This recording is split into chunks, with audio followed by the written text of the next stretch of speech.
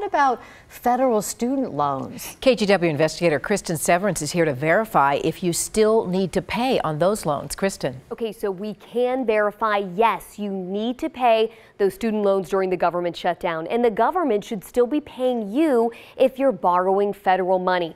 We've been telling you every day that other branches of government have been hit hard by the shutdown, from the FDA to the Coast Guard. But the Department of Education remains fully funded, so contractors are still collecting student loan payments.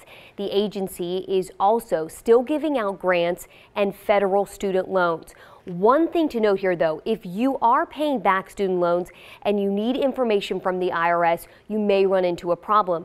Nearly 90% of the Internal Revenue Service has been furloughed. Many borrowers need something. It's called an income-driven repayment plan form. But this is important because of the shutdown. The tax transcript service, that's down. So you won't be able to get that form. Getting someone on the phone is going to be difficult too because no one is working. Verify, the IRS is trying to get the transcript service back up and running by Monday.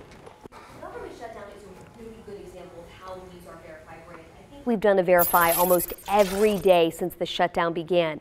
From, is my mail going to keep coming? The answer is yes. To, what about my tax return? Yes, you're going to get it, but it'll probably take a little bit longer.